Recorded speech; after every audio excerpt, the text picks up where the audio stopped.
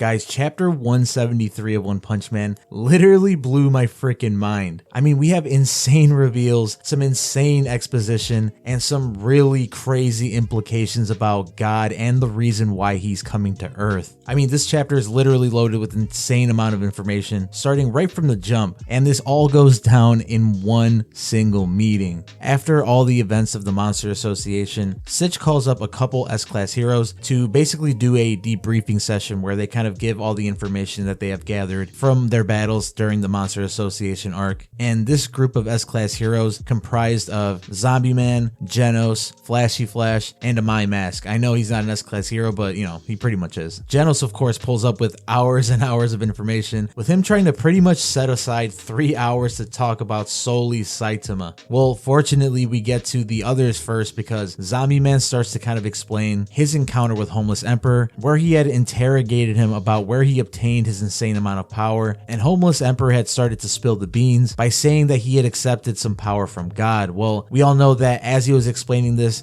God had appeared in front of him and confiscated his power, therefore basically making him crumble into salt right before his eyes. This, of course, was some crazy anomaly that Zombie Man could not figure out, but Flashy Flash then comes in to fill the gaps because he mentions that him and Saitama and Monako had actually come into contact with someone claiming to be God. And as God was talking to them, he mentioned that he could grant them power, and if they were not worthy, he would confiscate that power. So they kind of put 2 and 2 together and realized that what Zombie Man had witnessed was probably that confiscation. Flashy Flash then, of course, brings up the fact that he had actually met Blast underground, and then goes on to question Sitch as to whether or not he knew about Blast's whereabouts and what he's been up to this whole time. And this is when we start getting the major reveals, because Sitch says that he was hiding really important information from everybody this entire time. We come to find out that Sitch has known about Blast and his whereabouts this entire time, stating that Blast has been investigating God for the past 20 years. We see that he was working with a small group of individuals that were trying to figure out the origins of God and the reasons that he is starting to come to Earth. And one of his partners in particular is shown in one of these panels, and I personally think that I have a very good idea of who this partner is, but I'm going to get into that a little bit later in the video because it does go into webcomic spoilers. So we also learned that about 2 years ago, when Blast encountered Elder Centipede and they engaged in this insane battle, God had appeared, much like how he appeared when Saitama and Garo were fighting, when he kind of came down from the sky and offered power to Garo in order to defeat Saitama. Well, he presumably did the same for Blast to defeat Elder Centipede. He, of course, denied the power, and they apparently off-panel went off to battle, leaving Blast totally bloodied up and seemingly defeated. Since that day, Blast has been laying low-key, trying to figure things out on his own in order to keep everybody safe, because he knows that God is after him personally. And while we're still digesting that information and that amount of huge exposition, the conversation takes another sinister turn when Sitch explains that Blast believes that God is coming here for a specific reason. And this is when we see a panel of what appears to be the back of Saitama. So this is kind of leading us to believe that there is the possibility that God is here for Saitama specifically. And of course, this might be very well tied to the fact that Saitama has removed his limiter, and there's a possibility that the limiter has something to do with God or has some connection to God. So obviously someone that is able to remove it would catch the attention of him, aside from being insanely powerful. And we all know that God identifies really powerful individuals who he tries to grant power to or make his avatar.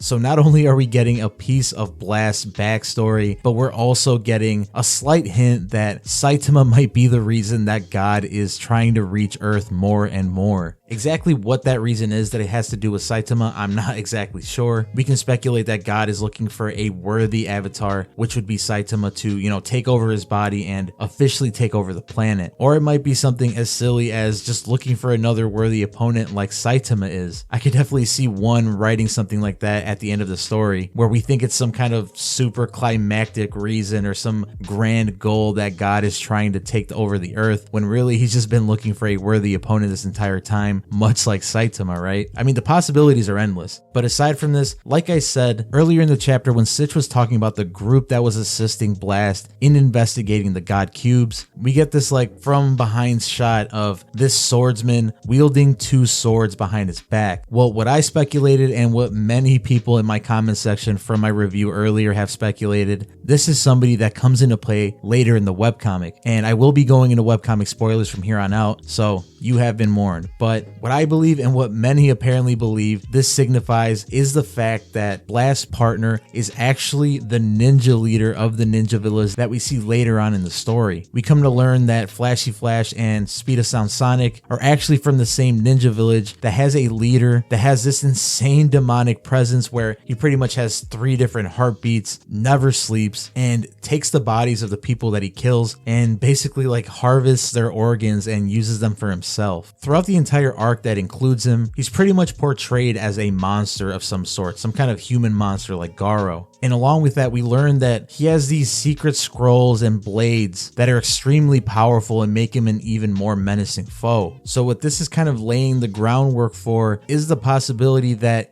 in Blast's encounter with Elder Centipede, this partner had probably teamed up with Blast to fight him, and when God showed up to offer Blast his power, this mysterious partner was the one that actually had accepted it and had become the demonic ninja leader that we come to see later on in the webcomic. That would explain why Blast later on goes to the ninja village and completely decimates it, probably looking for the ninja leader or looking to fight him because he knows that his former friend is there, now turned into a monster after accepting God's power. And the reason why I believe this theory holds a lot of weight is because of the 2 blades on his back, because we also learned that later in that whole ninja village arc in the webcomic, after Saitama makes quick work of the ninja leader, Sonic and Flashy Flash each take one of the 2 blades that was fabled to be so legendary by the ninja leader. And I don't think One and Murata would kind of throw this in for no reason. I think there was a very deliberate decision to show his back and show these 2 blades in the panel that we see him in.